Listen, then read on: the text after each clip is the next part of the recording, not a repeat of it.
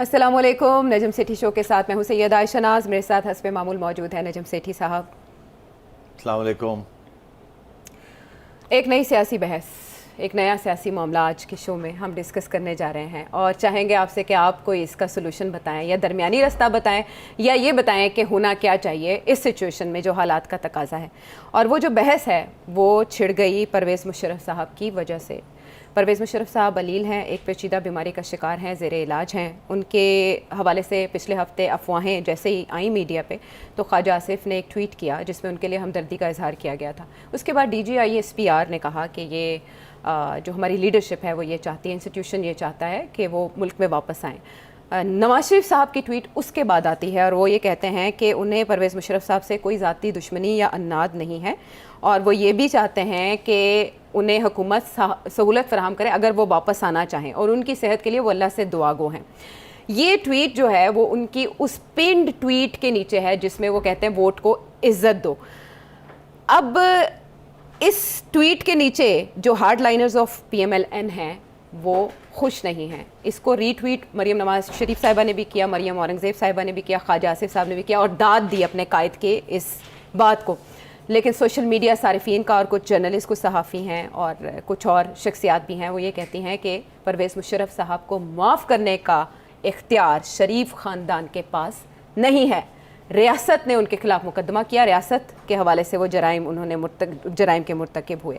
सेठी साहब, सवाल यहाँ ये बनता है कि वो मुकदमा जिसे परवेज़ मुशर्रफ साहब के गले का फंदा होना चाहिए था वो रियासत के गले की हड्डी क्यों बना?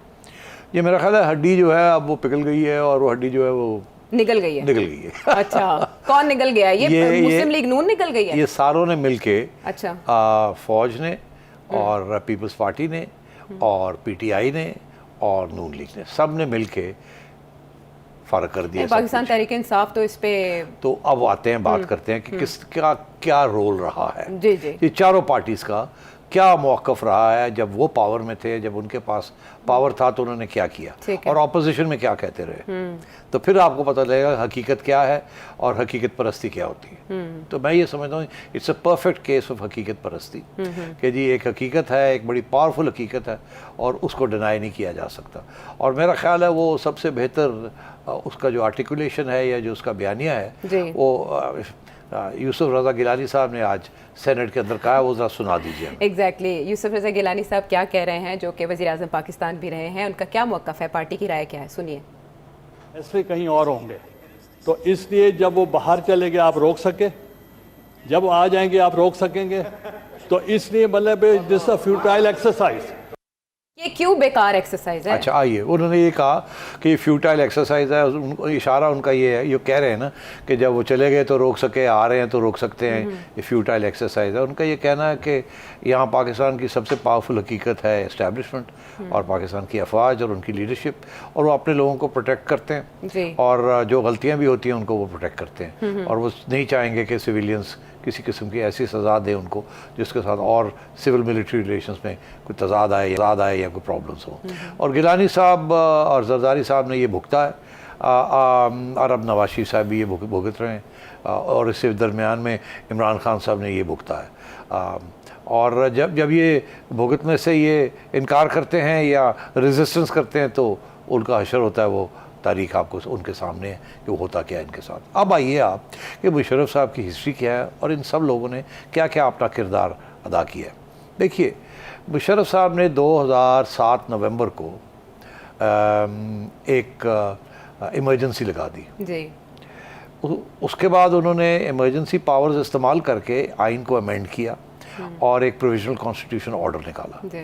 फिर प्रोविजनल कॉन्स्टिट्यूशन ऑर्डर के तहत उन्होंने पुराने जजेस की छुट्टी करा दी और कहा कि इस आइन को, जो मेरी नई आइन है, जो इसको मानता है, वो सिर्फ उसको हम ओथ देंगे। तो वो एक तीसरा अमेंडमेंट किया जिसके तहत PCO जजेस वजूद में आए जो कि मुशर्रफ के हामी थे। उसको उन्होंने ग्रीन लाइट दे दी थी कि उन्होंने जो कुछ किया वो ठीक है। उसके बाद तहफ़्फ़ुज़ मिल गया। उसके बाद फिर 2-3 और अमेंडमेंट्स किए उन्होंने। फिर 2009 में जब इफ्तिखार मुशर्रफ साहब फिर चले गए, जरदारी साहब ने उनको NRO दे दिया और वो सेफ पैसेज करके बाहर चले गए। उसके बाद 2009 में इफ्तिखार चौधरी साहब ने एक पिटिशन पे के ऊपर काम करते हुए ये जो सारा कुछ हुआ था इसको डिक्लेयर कर दिया। एक बहुत बड़ा बेंच बनाया उन्होंने, 14 रुकनी बेंच बनाया, और उस 14 रुकनी बेंच ने कहा ये जो कुछ सब कुछ जो मुशर्रफ ने किया था ये इलीगल था, ये तो हाई ट्रीजन। और उन्होंने ये कह के 2009 में और हुकूमत के खाते में फेंक दिया, बिकॉज हाई ट्रीजन का जो केस होता है वो अदालत खुद नहीं कर सकती, वो हुकूमत को एक रिपोर्ट पेश करनी पड़ती है, उसके बेसिस के ऊपर केस FIR रजिस्टर होती है और एक रिपोर्ट के बेसिस के ऊपर फिर वो अदालतों में वो केस चलता है। जरदारी साहब चुप करके बैठ गए। उन्होंने सोचा होगा कि मैं ही पंगा लेना है, बड़ी मुश्किल से मैं आया हूँ, आगे जो हमारे साथ हशर हुआ है पीपल्स पार्टी के साथ, तो अब मेरा भी वो हशर ना हो जाए, तो अब ये है कि मिलजुल के काम करते हैं जो कुछ करना है। मगर उसके बावजूद तो उन्होंने कुछ नहीं किया, उसके ऊपर कोई कार्रवाई नहीं की। हालांकि अदालत ने उनको इशारा किया था कि अगर आप चाहें तो आप ये कर सकते हैं, आइन की मुअत्तली है और ये शिक मौजूद है कि जब आप आइन के साथ खिलवाड़ करें। जरदारी साहब ने कुछ नहीं किया।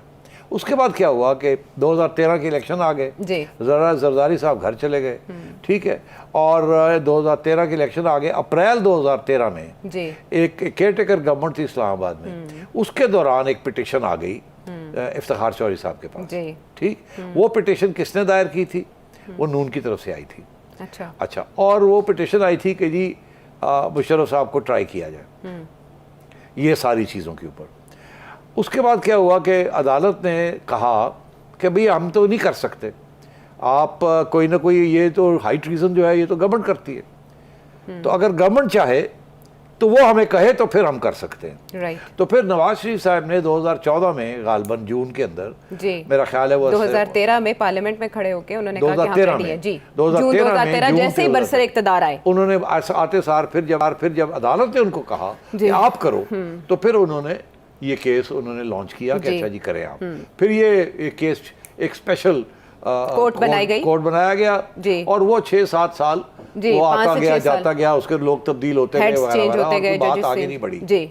और फिर आखिर में 2019 में ये स्पेशल कोर्ट में जस्टिस सेठ थे, वकार साहब, उन्होंने और 2 और जजेस नजर अकबर साहब थे और शाहिद करीम साहब, उन्होंने 2-1 जजमेंट में ये कहा कि ये गिल्टी हैं और इनको सजाए मौत होनी चाहिए। और एक पैराग्राफ बहुत सख्त और बड़ा सख्त पैराग्राफ आया जिसके ऊपर एस्टैब्लिशमेंट की तरफ से बड़ी नाराजगी का इजहार किया, पीटीआई गवर्नमेंट की तरफ से भी, और पीटीआई गवर्नमेंट ने मुशर्रफ को बचाया जी। और इस अदालत को इसको पिटिशन एक और आई लाहौर हाई कोर्ट में, और वहाँ इस जो भी बेंच बना और गवर्नमेंट ने चैलेंज किया इसको, उसकी हैसियत को चैलेंज कर दिया गया गवर्नमेंट हाई कोर्ट ने। हाँ जी, तो गवर्नमेंट ने मुशर्रफ को प्रोटेक्शन दी, नून लीग नहीं पीटीआई ने, इमरान खान साहब की हुकूमत जी। फरूक नसीम साहब थे दिफा में आगे आगे। और एक ये फरूक नसीम साहब लॉ मिनिस्टर थे, चौधरी साहब और ये सारे, और फरूक नसीम साहब मुशर्रफ के वकील भी रहे थे, और वो वकालत छोड़ के और वो प्रोसिक्यूशन में आ गए, और वहाँ आके उन्होंने कहा कि ये तो केस ही नहीं बनता, ये गलत हुआ। तो मतलब ये है कि उन्होंने पहले एज अ प्रोसिक्यूटर डिफेंड किया, as a defence attorney defend किया था, फिर एज अ प्रोसिक्यूटर आगे उल्टे हो गए और डिफेंड किया, और फिर अदालत ने ये सारा केस उड़ा दिया। उन्होंने कहा जी ये केस शुरू से आखिर तक गलत पैमाने पे था, और भी बड़े इसमें एडर्स एंड अबेटर्स थे, में फैसला दिया गया, वो आए नहीं और दिया, और भी बातें की कि इसके साथ सिर्फ एक बंदा नहीं साजिश करता, आइन तोड़ता, और भी उनके ऊपर क्यों नहीं हुआ, बहुत से इश्यूज बनू के उन्होंने केस की छुट्टी करा दी। तो वो केस उन्होंने अदालत की छुट्टी कराई, केस के हवाले से तो अभी क्वेश्चन है ना। नहीं तो मैं कह रहा हूँ ना, उन्होंने अपनी तरफ से केस की छुट्टी करा दी और कहा जी सब खत्म, गलत, ओवरटर्न। उसके बाद एक पिटीशन आई, मेरा ख्याल है बार एसोसिएशन से, सुप्रीम कोर्ट बार एसोसिएशन से, या शायद हामिद खान साहब थे, उन्होंने ये चैलेंज कर दिया लाहौर हाई कोर्ट की जजमेंट को, और वो सुप्रीम कोर्ट में उन्होंने अपील कर दी अगेंस्ट दिस जजमेंट, और वो दिन है और आज का दिन है, वो अपील वहीं की वहीं पड़ी हुई है, तो किसी ने उसके ऊपर कार्रवाई नहीं की। ठीक है। तो उसके बाद जरदारी साहब की गवर्नमेंट चली गई, नवाज शरीफ साहब की गवर्नमेंट चली गई, इनकी गवर्नमेंट आ गई, तो कुछ भी नहीं हुआ। अब नवाज शरीफ साहब का जो केस बन रहा है, उनके ज़माने में क्या हुआ? उनके ज़माने में ये हुआ कि 2016 में रहील शरीफ साहब आर्मी चीफ थे, और रहील शरीफ साहब ने आके नवाज शरीफ साहब से ये कहा कि ये हमारी इंस्टीट्यूशनल रिक्वायरमेंट है और ये मेरी ज़ाती रिक्वेस्ट है कि आप मुशर्रफ साहब को ECL से उतारें और ECL से उतार के इनको बाहर जाने दें। तो फिर एक पूरा सिलसिला शुरू हुआ जिसके ज़रिए Chaudhry Nisar was interior minister, जिसके ज़रिए पहले इनको ECL से उतारा गया, फिर सुप्रीम कोर्ट से इनको इजाज़त दिलवाई गई और फिर ये बाहर चले गए। और ये बाद में एक इंटरव्यू में उन्होंने ये बता दिया कि मुशर्रफ राहील साहब शरीफ साहब, ने जी, जी। मुशर्रफ साहब ने एक इंटरव्यू में ये कहा कि मैं बड़ा मशहूर हूँ रहील शरीफ का, जिन्होंने मुझे मौका दिया पाकिस्तान से निकलने का और एक सर्वाइवल का। ठीक है। तो मैं ये समझता हूँ इसके अंदर अब बड़ा क्लियर हो गया कि जजेस जिन्होंने आने जाने दिया और केसेस ख़त्म किया और अभी तक केस नहीं सुना। अफवाज तो चाहती थी कि उनके बंदे को कुछ ना हो। जी। नवाज शरीफ साहब के ज़माने में उनको जाने दिया गया, ठीक, और आर्मी की बात सुनी गई। क्या नवाज शरीफ साहब ये मुकदमा बनाना चाहते थे? अच्छा, अब आप लोग मैं ख़त्म कर लूँ। उसके बाद जरदारी साहब उससे पहले मुकदमा ही नहीं बनाना चाहते थे और नवाज शरीफ साहब ने मुकदमा तो बना दिया सुप्रीम कोर्ट के कहने के ऊपर, मगर उसके बाद फिर जाने भी दिया और फिर इसका पीछा छोड़ दिया फ्रैंकली। और उसके बाद इमरान खान साहब आए, उन्होंने मुकदमा ही ख़त्म कर दिया। तो अब सूरत हाल ये है कि अगर सारे पावर ब्रोकर्स इस मुल्क में एक सफ़े पे हैं कि वो ये है कि एक फ़ौज के चीफ़ को, ठीक है सर, ये पहला चीफ तो नहीं है, इससे पहले भी 2 चीफ्स ने मार्शल लॉ लगाए थे, तो उनके खिलाफ तो कोई कार्रवाई नहीं हुई थी। ना जनरल यूब के खिलाफ कुछ हुआ, ना जनरल ज़िया के खिलाफ कुछ हुआ, ना जनरल ज़िया के खिलाफ कुछ हुआ, ना किसी के खिलाफ कुछ नहीं हुआ। और सारी इस्टेब्लिशमेंट और सियासी जमातों ने और अदलिया ने मिल के इन मामले इनके ऊपर मिट्टी पाई। तो आज वही सूरत हाल फिर आ गई है कि इस पे मिट्टी पानी है। अब आखिरी स्टेज है। आखिरी स्टेज ये है कि फैमिली ने ये रिक्वेस्ट की है कि उनकी जो डिजीज़ है वो बड़ी रेयर है और he is now on his death bed. और क्योंकि वो केस अभी पिटिशन केस तो ख़त्म हो गया है, एक अपील ही है और अपील सुनी नहीं जा रही है, तो इस अनटिल ही इज़ कन्विक्टेड, अब वो कन्विक्शन ख़त्म हो गई है, कोई स्टे नहीं मिली उसके ऊपर कि जी वो कन्विक्शन जो है वो स्टे नहीं मिली। तो अब वो he is no longer a convict, तो उनको वापस आने दिया जाए, उनको तंग न किया जाए, वो वापस आके अपने घर में बैठ के अपनी वहाँ वो आके रहना चाहते हैं। तो ये सिचुएशन बनी है। लेकिन आप कल कह रहे थे कि अरेस्ट उन्हें किया जाएगा। अब उनके खिलाफ और भी केसेस हैं। बेनज़ीर भुट्टो मर्डर केस भी चल रहा है अभी तक, उसका भी कोई नतीजा नहीं निकला। अकबर बुगटी के ऊपर के केस, वो भी एक केस चल रहा है। इसी तरह लाल मस्जिद का वाला केस, वो भी कोई, सबके केसेस तो हैं जब, और वो केसेस के अंदर गिरफ्तारियां होती हैं। तो अब बात यह है कि मुझे नहीं पता, अब याद नहीं है मुझे कि उनके ऊपर उन्होंने बेल ली हुई है नहीं, या वो चले गए थे और एब्सकॉन्डर हैं इन दो केसेस। तो मेरा ये मौक़िफ़ था कि वो अभी तो केसेस कहीं ना कहीं तो कोई फंसे हुए हैं, तो वो अगर आना चाहें तो अपना फैसला है, वो आ जाए। अब उसमें नवाज शरीफ साहब या हों या फ़ौज ये चाहे या जो भी ना चाहे, कानून का तकाजा ये है कि वो वापस आएँ और वो आके और अदालत से अपनी बेल लें, और वो घर में अगर उनको कर दिया जाता है, सब जेल बना दिया जाता है एज, और ये पहले भी हुआ, सब जेल बनती गई, और अब तो नैब कानून के अंदर भी कुछ अमेंडमेंट जी बिल्कुल ऐसे ही है कि घर को सब जेल करार दिया जा सकता है। सब जेल करार दिया जा सकता है। बाय द वे पहले भी सियासी लोगों के लिए सब जेल्स करार दे दिया जाता है, तो ये कोई नई बात नहीं होगी। मगर जो असली इशू ये है कि इस वक्त सारी सियासी जमातें और इस्टेब्लिशमेंट और जुडिशरी एक सफ़े पे है कि हमने मुशर्रफ के खिलाफ कुछ नहीं करना, and let him come back. तो उस सिलसिले में मेरा ख्याल है ये जो सारी डिबेट इस वक्त चल रही है, वो जैसे यूसुफ साहब ने, गिलानी साहब ने कहा कि ये इररेलेवेंट सी है। एक हकीकत है, हम जितनी मर्ज़ी बहस कर लें, एक हकीकत को तो अब वो लोग भी जो एक ज़माने में उसको नहीं पहचानते थे, अब पहचानने के लिए तैयार हैं। तो फिर इस सारी मशक का फ़ायदा क्या हुआ? एक वक्त था परवेज़ मुशर्रफ साहब के चक्शेज़ात को भी सब जेल करार दे दिया गया था, और आज ये सेनेट में भी बाकायदा बात की गई कि अगर आपने एक ताकतवर को ट्रायल नहीं करना आपने, तो आप फिर जेलें खोल दें, आप अदालतें बंद कर दें और आइन को एक्चुअली जो खत्म कर दें। इशू नहीं, ऐसे नहीं है। जो इशू ये बना हुआ है कि नून लीग ने बड़ी हार्ड लाइन दी थी जी, क्योंकि याद रहे कि नून लीग ने ही ये केस इनिशिएट किया था जी। तो आज जो तनकीद हो रही है नून लीग के ऊपर, वो 2 जगह से आ रही है। एक वो आ रही है पीटीआई की तरफ से, वो तो एक मौका परस्ती है, उनका तो रोल मैंने आपको बता ही दिया कि उनका रोल क्या रहा, उन्होंने क्या किया और वो कौन होते हैं आज ये कहने वाले, तो वो तो छोड़ ही दें आप। दूसरी तनकीद आ रही है उन लोगों से जो कि जिन्होंने 100% वोट को इज्जत दो का बयानिया अपनाया था, और उनका ये ख्याल था कि वोट को इज्जत दो का बयानिया एंटी इस्टेब्लिशमेंट बयानिया है। ये सारा कुछ इमरान खान ने सिखाया है नून लीग को, कि नून लीग के बयानिया को, क्योंकि इमरान खान साहब का पहला बयानिया ये था कि हम और इस्टेब्लिशमेंट एक हैं, और उन्होंने मुशर्रफ को माफ़ी किया और छुट्टी भी दे दी।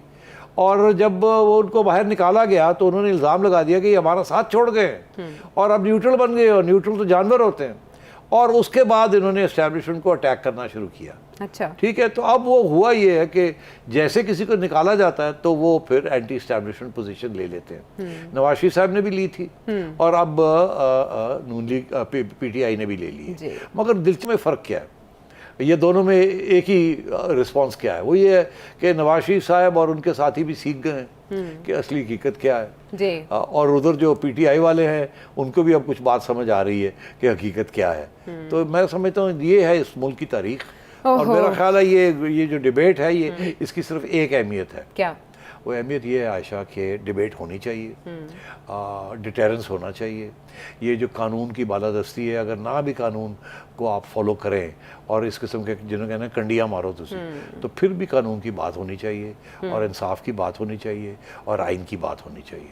तो ये डिबेट जो है ये जायज़ है, ये होनी चाहिए, मगर हकीकत इसके बरक्स है, और होगा क्या, जो हकीकत कहेगी वही होगा।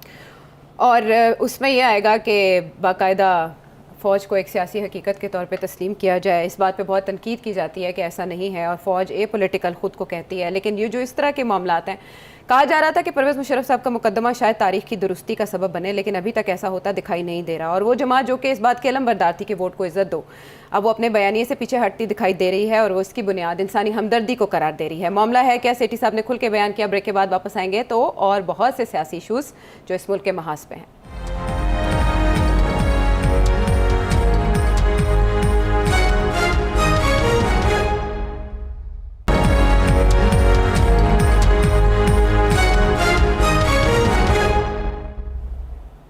शो में एक बार फिर खुशामदेद कहेंगे। और जब बात हो रही है इस्टेब्लिशमेंट की और सियासी जमातों की, तो कल DGI-SPR ने एक मीडिया टॉक की थी और उन्होंने एक बार फिर कहा था कि साजिश या मुदाखलत, वो जो तासुर पैदा किया जा रहा है उस हवाले से उन्होंने वजाहत की थी, लेकिन PTI is not buying that. Shri Mazari साहब और असद उमर साहब ने प्रेस कॉन्फ्रेंस में कहा कि बेहतर होगा कि DGI-SPR सियासी बयानात से गुरेज करें।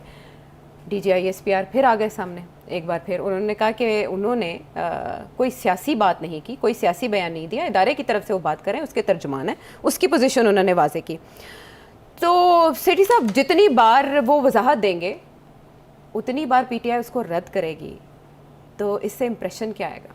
आई एग्री विद यू। मेरा ख्याल है इसकी कोई ज़रूरत नहीं थी, पहले बयान की भी और दूसरे की भी कोई ज़रूरत नहीं थी। PTI तो कब से ये बात कह रही है और फिर तब्दील कर लेती है, और कोई यकीन भी नहीं कर रहा है इस बात को। एक दफ़ा दो दफ़ा हो गया ना जी। अब इसके ऊपर वो तो जितनी देर ये जितना ये रिस्पॉन्स करेंगे उतना वो और फिर से आएंगे। वो तो इसको बयानिए को जिंदा रखना चाहते हैं ना, तो आप जवाब देंगे तो वो जिंदा फिर मरता तो नहीं है। अब हम सारे जो है इस वक्त जो एक कंसेंसस है, नॉन PTI कंसेंसस इस मुल्क में, वो तो यही है कि ये सब ड्रामा खान साहब ने किया है, और इंडिपेंडेंट लोग तो जिनका कोई तल्लक नहीं इस्टेब्लिशमेंट के साथ, वो ये खुद कह रहे हैं कि जी ये एक बयानिया है, और ये एक तरफ कहते हैं जून में हमें पता चल गया था, तो जून में तो कोई रजीम चेंज की बयानिया नहीं था। फिर जब आपको पता भी चला कि आपका ख्याल है कि रजीम चेंज का बयानिया है 7 या 8 मार्च को, तो उसके भी पूरा महीना आप इंतज़ार करते रहे, जब फिर सब कुछ ही फारग हो गए, फिर जाके आपने कहा कि इसको बयानिया को निकाला जाए। और उसके बाद भी एक दफ़ा नहीं 2 दफ़ा तरदीद हुई है, एक दफ़ा आपके ज़माने में हुई है कि एक नेशनल सिक्योरिटी काउंसिल में कोई कंस्पिरेसी का नाम नहीं है, कोई कुछ नहीं है उस प्रेस रिलीज में जो कि आपने मुश्तरका की है, और उसके बाद फिर शहबाज शरीफ साहब ने भी कॉल की, और फिर उसके तो कितनी दफ़ा इसका जवाब देंगे। तो मैं ये समझता हूँ इसकी ज़रूरत नहीं थी। अच्छा। मगर हो ये रहा है कि PTI बहुत सख्त प्रेशर डाल रही है आर्मी चीफ के ऊपर, और ये हर रोज़ एक ट्रेंड निकाल देते हैं उनके ख़िलाफ़। तो उनको डिफेंसिव करना चाह रहे हैं या उन पर प्रेशर डालना चाह रहे हैं कि किसी तरीके से वो रास्ते से हट जाएँ और वो लोग आ जाएं जो उनके हमदर्दी में शेयर करते हैं, हमदर्द हैं उनके। और किसी तरीके के साथ ये सारा एक्सपेरिमेंट जो अब चल रहा है, जिसमें PTI बाहर है और नून लीग अंदर है, और पीपल्स पार्टी अंदर है और वो बाहर है। ओनली पीटीआई इज आउट, हाँ, और कोई पीटीआई इज आउट ना, और बाकी सियासी जमातें अंदर हैं। और इस्टेब्लिशमेंट ने विली नीली जिसे कहते हैं ना कि मजबूरी के तहत, क्योंकि खान साहब जिस रास्ते पे ले जा रहे थे वहाँ तो तबाही हो रही थी मुल्क की, और इस्टेब्लिशमेंट भी बदनाम हो रही थी, मुल्क भी तबाह हो रहा था, तो उससे हट के अब एक नया जिसे कहते हैं ना सिलसिला शुरू हुआ है, और वो आइनी और तरीके से हुआ है। जस्ट बिकॉज इस्टेब्लिशमेंट न्यूट्रल हो गई है तो वो शुरू हो गया काम। अब खान साहब चाह रहे हैं कि इस्टेब्लिशमेंट न्यूट्रलिटी छोड़ के उनका साथ दे, जो कि जनरल बाजवा नहीं करेंगे और इस्टेब्लिशमेंट नहीं करेगी, और ऊपर से ये फाइनेंशियल डिफ़ॉल्ट आपके गले पड़ा हुआ है। तो ये तो अब इस सिलसिले को तो चलना चाहिए और चलेगा। उसकी वजह यह है कि खान साहब ने अब जिसे कहते हैं ना लास्ट डिच एफर्ट, कि अब वो बिल्कुल डेस्परेशन में आ गए हैं, लॉन्ग मार्च फेल हो गई है, ठीक है, लोग बाहर निकलने के लिए तैयार नहीं हैं। उनके अपने जो साथी हैं मीडिया के अंदर, वो भी अपनी तनकीद कुछ थोड़ी बहुत करनी शुरू कर दी उन्होंने कि हाँ हमारी गलत फहमी थी, ये था वो था, और हम मिसलीड हो गए या मिसलेड हो गए, ये वो वगैरह वगैरह। तो मैं समझता हूँ कि अब ISPR को इस किस्म के जवाब देने की ज़रूरत नहीं है, आगे बढ़ना चाहिए। ये करते रहेंगे, ये ट्रेंडिंग करते रहेंगे, सबको पता है ये ट्रेंड कैसे बनते हैं। ये 50 लोग बैठ के ये ट्रेंड बना देते हैं और 5000 के उसकी रीडिंग आ जाती है, हर के पास 10-10, 20-20 अकाउंट्स हैं। It's not an issue. तो सेठी साहब, इसमें तो एक ना एक रास्ता तो निकालना पड़ेगा। अगर ये जवाब नहीं देंगे तो जवाब अदलिया से लेने की कोशिश की जा रही है, और आज एक बार फिर उन्होंने दोहराया शीरी मज़ारी साहिबा ने कि जुडिशल कमीशन के अलावा हम कोई बात नहीं मानेंगे, और इमरान खान साहब बतौर सरबराह PTI सुप्रीम कोर्ट को ख़त लिखेंगे जुडिशल कमीशन बनाने के लिए। तो एक तो ये कि इख्तियार सुप्रीम कोर्ट का जुडिशल कमीशन बनाने का, ये क्वेश्चन, और दूसरा ये कि आपके ख्याल में बना नहीं देना चाहिए। ये आयशा, ये अगेन वही बात है कि जब ये पावर में होते हैं तो मुशर्रफ साहब को एक्विट करवा देते हैं पूरी एक साजिश के तहत और फौज को खुश करने के लिए। और जब ये बाहर है तो आज तनकीद कर रहे हैं कि जी नवाज शरीफ साहब ने ये बयान क्यों दिया जी, और इनको तो फौज के खिलाफ बयान देना चाहिए था। अब इसी तरीके के साथ ये जो बात है ना कि एक इन्वेस्टिगेशन कमीशन बने जी, खान साहब पावर में थे जब तो तारिक खान साहब का नाम आया था ना, हाँ, इन्होंने तो फिर नहीं किया ना, उन्होंने इनकार कर दिया, इनकार कर दिया, फिर तो आगे और नहीं नहीं था, नहीं, आयशा नहीं थी कमीशन बनाने ABC के लिए, कोई और ABC नहीं था जी। तो बात यह है कि इन्होंने नहीं बनाई कमीशन। अब ये भी सोचने वाली बात है क्यों नहीं कमीशन बनाई, और जब बाहर आ गए हैं तो अब कहते हैं कमीशन बनाए। इन्होंने दरअसल प्रेसिडेंट साहब से खत लिखवाया था जी, सुप्रीम इन्होंने कमीशन गवर्नमेंट बनाती है जी, इन्होंने इन्वेस्टिगेशन कमीशन नहीं बनाई। इनसे कोई पूछे क्यों नहीं बनाई आपने, आपके पास पावर था, सुप्रीम कोर्ट खुद नहीं बना सकता इनके तहत, सिर्फ गवर्नमेंट बना सकती है। आपको याद होगा ये जो कमीशन बनी थी नवाज शरीफ साहब की इन्वेस्टिगेशन के लिए, वो नवाज शरीफ साहब ने खुद बनाई थी कमीशन। वो बाद में फिर JIT के अंदर गड़बड़ होगी, मगर उन्होंने एक कमीशन बनाई थी। कहा, उन्होंने अपील की थी टू द सुप्रीम कोर्ट कि जी आप बनाएं। तो ये गवर्नमेंट बनाती है हर कमीशन, ये आइन के अंदर अदलिया खुद कमीशन ऑफ इंक्वायरी नहीं बना सकती, कमीशन हो गया, जैसे वो गवर्नमेंट बनाती है। तो इनको चाहते नहीं बनाई, इनको चाहिए था ना कि जब नेशनल सिक्योरिटी काउंसिल की मीटिंग्स हुई तो उसके अंदर जो प्रेस रिलीज आई लिखते ना कंस्पिरेसी हुई है, नहीं लिखी। तो मसला ये अब बाहर आके कहते हैं कि हम नेशनल सिक्योरिटी काउंसिल जो शहबाज शरीफ ने जो के ज़माने में जो हुई है उसको हम नहीं मानते, ISPR जो कह रहा है हम नहीं मानते। तो बात ये है कि तो कमीशन कौन बनाता है? अब ये कह रहे हैं कि हम कह रहे हैं कि कमीशन बनाएं। ऑपोजिशन अगर लिखेगी सुप्रीम कोर्ट को वो कमीशन नहीं बना सकते, commission only government can make. अब मेरा ख्याल है राना सनौला ने ये कहा कि हमें तो कोई तकलीफ नहीं है, हम बना भी देंगे कमीशन। अच्छा। ये कहा है, ये हो सकता है सुप्रीम कोर्ट ऑर्डर करे गवर्नमेंट को कि आप बनाएं। नहीं, अच्छा, सुप्रीम कोर्ट ऑर्डर नहीं कर सकता कि आप कमीशन बनाएं। सुप्रीम कोर्ट को गवर्नमेंट कह सकती है, रिक्वेस्ट कर सकती है कि हम एक कमीशन बना रहे हैं और आप मेहरबानी करके उस कमीशन के अंदर फलाने जजेस जो हैं वो आप नॉमिनेट करें। अच्छा। ये कह सकती है। तो अब ये है कि इन्होंने ये प्रेशर डाला हुआ है कि कमीशन बनाए। ये क्यों? इसलिए ताकि ये बात जिंदा रहे, ये मामला हर रोज अखबारों में आए। आज कमीशन के आगे आयशा गई, आज कमीशन के आगे नजम सेठी गया, आज कमीशन ने फलाने को बुला लिया, आज कमीशन ने ये बुला लिया, ताकि खबरें बनती रहें, ये बयानिया जो है ये जिंदा रहे, स्नोबॉल इफेक्ट आ जाए और बढ़ता जाए, बढ़ता जाए। हर रोज उनके बयानिए पिट रहे हैं, राइट। तो वो अब उनके लिए रह क्या गया है कि एक दो बयानिए, एक तो महंगाई जो कि जिसकी सारी जिम्मेदारी उनको लेनी चाहिए, वो बुला के इधर लाना चाह रहे हैं। दूसरा ये कि ये बयानिया फिर से शुरू करना चाह रहे हैं, प्रेशर फ्रॉम द आर्मी, और अपना बयानिया कि जी हमें एक ये इम्पोर्टेड गवर्नमेंट है। तो इनके लिए तो इनका तो फ़ायदा है इस चीज़ को ज़िंदा रखने में। तो हुकूमत को बिल्कुल कोई कमीशन बनाने की ज़रूरत नहीं है और आर्मी को कोई डिफेंड करने की ज़रूरत नहीं है। इस बयानिया को ये मीडिया ही फ़ारग कर देगा इस बयानिया को, और इनके लोग खुद जो है वो मुतमईन नहीं है कि ये क्या। तो ये पीटीआई तो यही कहेगी ना कि हुकूमत कुछ छुपाना चाह रही है, जुडिशल कमीशन बना दे और उसके बाद जो निकलेगा सामने आ जाएगा, जैसे वो 4 तो उसका जवाब यही होना चाहिए कि आपने क्यों नहीं बनाई, चुप, खत्म। अच्छा, वैसे इसमें एक और क्वेश्चन भी आता है कि जुडिशल कमीशन बन जाए, जुडिशल इंक्वायरी अगर होगी तो वो किन की रिपोर्ट्स पे रिलाय करेगी? Security agency. बहुत अच्छा सवाल किया आपने। वो किन की रिपोर्ट्स पे?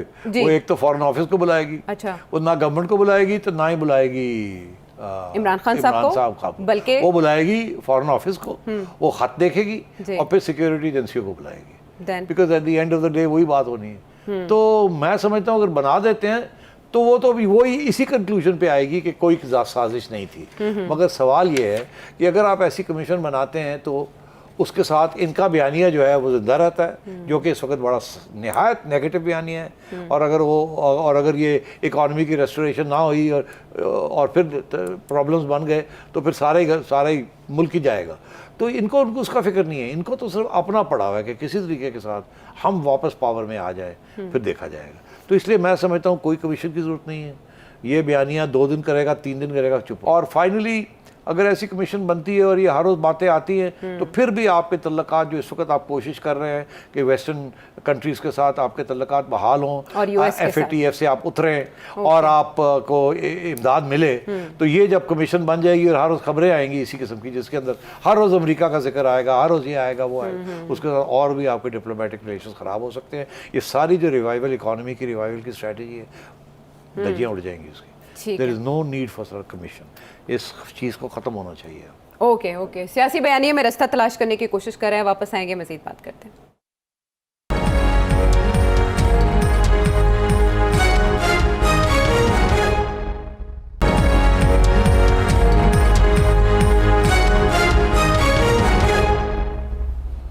शो में आपको एक बार फिर खुशामदेद कहेंगे और बात करेंगे पंजाब के अखाड़े की, जहां 2 इजलास हुए। मतलब परवेज़ इलाही साहब बिल्कुल हार मानने को तैयार नहीं है, तो गवर्नर साहब को ऑर्डिनेंसेस जारी करने पड़े, जिसके बाद बज़ाहिर तो ऐसे लगता है कि मामला रिजॉल्व हो गया, लेकिन परवेज़ इलाही साहब कह रहे हैं ये गैर आइनी इक़दाम हैं जिसमें उनके इख्तियारात ख़त्म किए गए, जो कोई खुसूसी इख्तियारात दिए गए थे 2019 में, जो उसके मुख्तलिफ शिकें उनको भी ख़त्म कर दिया गया। प्रिविलेजेस एक्ट है जो उसको ख़त्म कर दिया गया।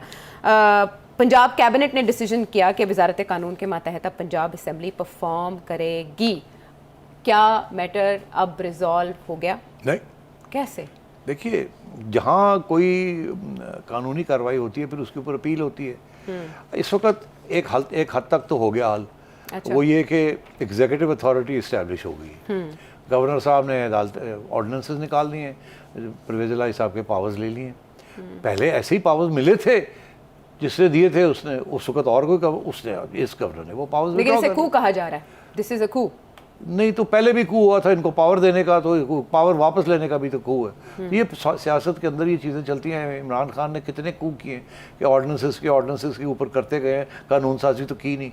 तो ये this is part of the game. ये कू शू आप कर लें जो मर्जी, coup is not a right word for this. आप समझें कि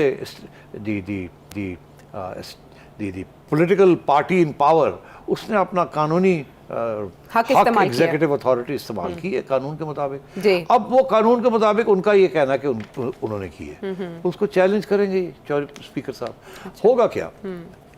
चैलेंज तो अदालतों में पड़ा रहेगा ना, वो तो वक्त लगता है चैलेंज के, तो उतनी देर में ये जम जाएंगे। अब ये जम जाएंगे और ये अब अपनी असेंबली वो परवेज़ इलाही साहब को अगर कोई इधर उधर हुआ उठा के बाहर फेंक देंगे। अब वो फिर से वोट ऑफ नो कॉन्फिडेंस फिर भी हो सकता है, हर किस्म की चीज़ हो सकती है, और डिप्टी स्पीकर के साथ ये चलाएंगे और परवेज़ इलाही साहब का पावर गिर गया। मगर मामला अदालत में है। जैसे दूसरा मामला जो है वो उधर है, शहबाज साहब का। हाँ, वो उधर है, किधर है? Lahore high court. उनका नहीं, वो हमजा का जो केस है उसकी मैं बात ही कर रहा हूँ। ओके। मैं कर रहा हूँ बाई इलेक्शन की। जी 17 जुलाई को है वो इलेक्शन। तो अब ये 17 जुलाई तक स्टेबल हो गए। ये 17 जुलाई तक ये स्टेबल हो गए।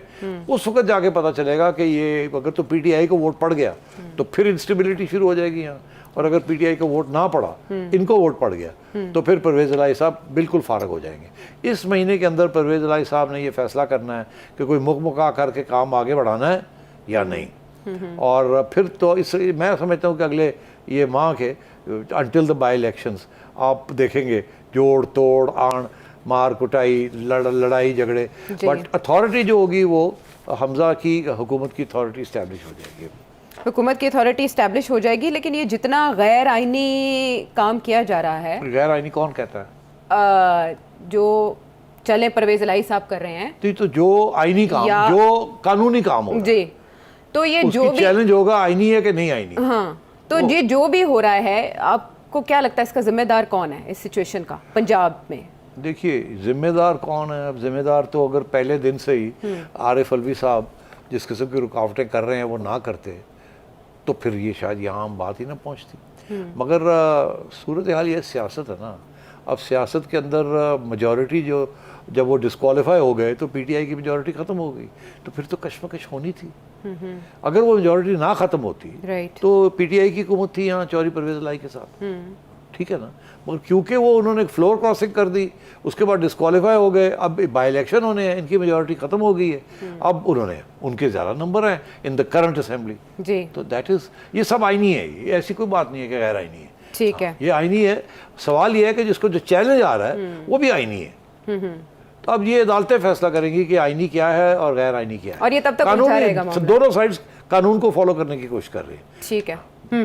तो इसमें चौधरी शुजात हुसैन का एक स्टांस आया सामने और निजी चैनल ने भी रिपोर्ट किया कि मुस्लिम लीग काफ के जो सरबराह हैं चौधरी शुजात हुसैन, ये भी खबरें थी कि उनको सरबराही से हटाने की कोशिशें पार्टी के अंदर हो रही हैं। उनकी जानिब से एक स्टेटमेंट आई कि जो परवेज इलाही साहब की ज़ेर सदारत इजलास हो रहा है, अरकान असेंबली उधर जाएँ और उसकी हिमायत करें, और तमाशबीनों ने तमाशा लगा रखा है। आपको लगता है कि वो ऐसा कहेंगे? देखिए शुजात साहब की कोशिश दो किस्म की कोशिश हो, एक तो उनकी कोशिश ये होगी कि परवेज इलाही साहब पीटीआई का साथ ना दें, इस्टेब्लिशमेंट का साथ दें, राइट, इशारे की इंतज़ार करें, और अगर इशारा नहीं आता अच्छा तो ये जो इस वक्त हुकूमत है पीडीएम की उसके साथ ताउन करें। ये चौधरी शुजात चाहेंगे और क्यू के अंदर कोई दरार ना आए, क्यू के अंदर क्यू बरकरार रहे। उन तो परफेक्ट था उनके लिए जो पहला जो सिलसिला चला था, जो ऑफर आई थी सीएम के ये सीएम रहेंगे और अगली इलेक्शन जब भी होगी इनको हम 10-12 सीटें मिल जाएंगे जो इनको चाहिए। तो ये किस्म का पुराना हिस्टोरिक अकॉर्ड था between Q, Peoples Party and Noon League, और ये लोग कहते थे ये हो नहीं सकता। नवाज शरीफ साहब कभी भी माफ नहीं कर सकते, मानेंगे नहीं, और चौधरी भी कभी नहीं मानेंगे कि इनको इनके ऊपर एतमाद नहीं करेंगे, ये अपना लफ्ज की पैरी परवरी। बिल्कुल परवेज इलाही साहब ने इंटरव्यू में इसका इजहार भी किया था, मरियम नवाज साहिबा के हवाले से भी उन्होंने अपने शुक्र का इजहार किया था। जी, तो ये बहुत बड़ा कदम था और ये चौधरी शुजात की ब्लेसिंग्स थी इसको, इसीलिए सबसे बड़ा शौक तो उनको पहुंचा कि जब ये परवेज इलाही साहब रातों रात उठ के कहीं और चले गए। अब वो सारा जिन्हें कहते हैं ना मसला बना हुआ है, क्यू के लिए मसला बना हुआ है, परवेज इलाही साहब के लिए मसला बना हुआ है, नून लीग के लिए मसला बना हुआ है, पीपल्स पार्टी के लिए मसला बना हुआ है, चौधरी शुजात के लिए मसला बना, पंजाब मसला बना हुआ है, लेकिन और एस्टेब्लिशमेंट के लिए भी बना हुआ है। वो चाहेंगे कि पंजाब के अंदर स्टेबिलिटी आए। अच्छा, अगर पीटीआई की गवर्नमेंट रहती है पंजाब के अंदर तो स्टेबिलिटी कहाँ से आएगी? अगर फेडरल गवर्नमेंट उसके खिलाफ है तो पंजाब कभी भी नहीं चल सकता। ठीक है, तारीख हमें ये बताती है कि जब फेडरल गवर्नमेंट के अंदर एक सियासी जमात हो और पंजाब के अंदर दूसरी सियासी जमात हो तो पंजाब और फेडरल गवर्नमेंट की लड़ाई झगड़े चलते हैं। ये हम सिंध के मामले में देख सकते हैं, सिंध के मामले में आपने देख लिया, और आपने पंजाब की अगर तारीख देखे, जब नवाज शरीफ साहब थे यहाँ और बेनजीर भुट्टो थी वहाँ, तो लड़ाई झगड़े चलते थे और आप समझे कोई काम ही नहीं होता। इवन जरदारी साहब के दौर में भी हमने देखा गवर्नर राज लगा, फिर उसके बाद क्या हुआ वो भी मिसाल हमारे सामने है। आपसे एक सवाल पूछा है, उसका जवाब आपसे लेंगे, आपके बयानात के ऊपर ही बात की गई है। जी, मेरा आपसे सवाल ये है कि आपके बारे में एक जनरल परसेप्शन है और आपके नाकदीन भी ये कहते हैं कि गुज़िश्ता हुकूमत के अच्छे फ़ैसलों पर भी आप कड़ी तनकीद करते थे, लेकिन मौजूदा हुकूमत के हर तरह के इक़दाम को आप सराहते नज़र आते हैं। इसकी एक मिसाल ये भी है कि पिछली हुकूमत ने एहसास प्रोग्राम के तहत 12,000 रुपये देने का ऐलान किया, उसको आपने कड़ी तनकीद का निशाना बनाया। आपकी इस हवाले से एक वीडियो भी वायरल है, लेकिन मौजूदा हुकूमत ने इस महंगाई के दौर में 2,000 रुपये देने का ऐलान किया तो आप उसको भी सराहते नज़र आते हैं कि माजी में इस्टेब्लिशमेंट के किरदार पर आप कड़ी तनकीद करते नज़र आते हैं। लेकिन इस हुकूमत के बारे में जो एक परसेप्शन है, एक आम राय है और जनरल पब्लिक में ये बात हो रही है कि ये हुकूमत बैसाखियों के ऊपर आई है। तो क्या आप समझते हैं कि इस हुकूमत के लाने वालों में इस्टेब्लिशमेंट का किरदार था या है? अब ये बताएं कि उनके 12,000 क्यों बुरे और इस हुकूमत के 2,000 कैसे अच्छे? नहीं, मैं ज़रा इस पर मैंने ये जब सवाल आया मैं बड़ा खुश था ये आया, क्योंकि मैं खुद बात करना चाह रहा था। फिर मैंने कहा यार मैं कैसे बात करूं। फिर जब ये वीडियो आई, एक वीडियो जिसका ये जिक्र कर रहे हैं, तो मैंने कहा उसका जवाब सोचा मैं दूंगा। बड़ा मुख्तसर सा जवाब मैंने ट्विटर के ऊपर दिया। मगर अब ये जो सवाल आ गया है तो ये मुझे मौका मिल गया है कि इसके ऊपर अब मैं खुल के बात करूँ, उनको समझाऊँ। पहली बात तो ये है कि ये जो वीडियो है ज़ाहिर है इनके ऊपर असर हो गया उसका मकसद ये था कि ऐसे लोगों के ऊपर जो जेन्युइनली कंफ्यूज हो जाते हैं जब किस किस्म की कोई वीडियो आती है और उसके अंदर एक कट करके एक चीज़ लगाई जाती है, फिर एक कट करके दूसरी कॉन्टेक्स्ट नहीं बताया जाता और नहीं बताया जाता, तो बिल्कुल ये मिसअंडरस्टैंडिंग हो जाती है। तो अब मुझे मौका मिल गया है और ये इस वीडियो ने जो कि मेरे खिलाफ बनाया गया, PTI ने बनाया है, इस मुझे मौका मिल गया। अब इस वीडियो में ये क्या कहा गया कि मैंने बेनज़ीर इनकम सपोर्ट प्रोग्राम के हवाले से उसकी तनकीद की थी जबकि इमरान खान ने 2019 में कोविड के ज़माने में उसके लिए कुछ इकदाम किए। एहसास प्रोग्राम में ना कोरोना के फंड से उन्होंने जी। और अब मैंने जब इन्होंने किए हैं तो मैंने इनकी तारीफ़ की है और उस वक़्त मैंने उनकी तनकीद की थी। ये बेसिक इशू है। तो ये कहा जा रहा है कि उस वक्त आप बेनज़ीर इनकम सपोर्ट प्रोग्राम, जिसका नाम तब्दील करके इन्होंने एहसास प्रोग्राम कर दिया था, आपने कहा था ये क्या है, ये तो कुछ भी नहीं है, ये जो इमरान खान कर रहे हैं और आज ये कर रहे हैं तो आप कह रहे हैं वाह वाह बड़ी अच्छी बात की। तो पहली बात तो ये जो कि मैंने एक्सप्लेन किया कि खान साहब ने उस वक्त, ये बात ज़ाहिर है बेचारे तारीख तो नहीं पता, ना ये पता कि उस वक्त हुआ क्या था क्या नहीं, एक वीडियो लगा दी और उसके ऊपर उसको वायरल कर दिया। इमरान खान साहब के बयान है और अगर चाहेंगे तो इनको चाहिए थोड़ी सी रिसर्च कर ले, गूगल पे जाएं और देखें इमरान खान साहब ने क्या कहा था।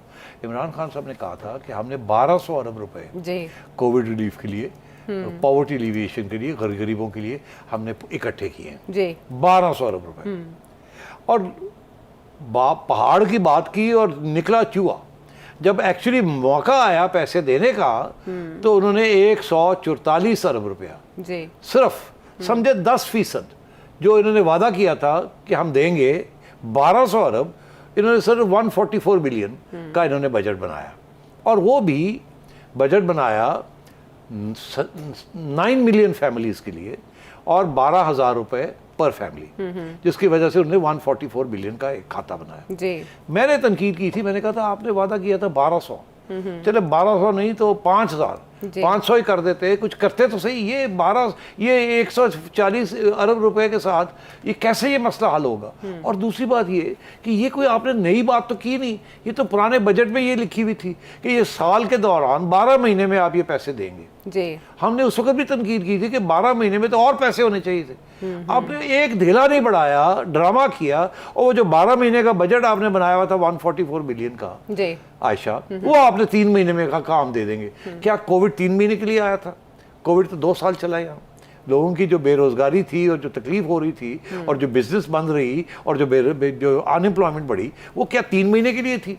तो मैंने इस मौजू के इस तरीके से उसको तनकीद की कि ये तो कुछ भी नहीं है, पीनट्स है ये, और ये 3 महीने में आपने करके फारग कर दिया और बाकी क्या होगा जी। तो मैंने ये तनकीद की थी। और फिर मैंने ये कहा था कि आपको शर्म आनी चाहिए, एक बेनज़ीर इनकम सपोर्ट प्रोग्राम एक नाम बना हुआ है, इसकी एक तस्लीम हुई हुई है, ये उनका क्रेडिट उनको जाती है, और आपने तो बढ़ाया भी नहीं है, ये किया भी कुछ नहीं, और आपने इसको एहसास बना दिया, आपने क्रेडिट लेने की कोशिश की जी।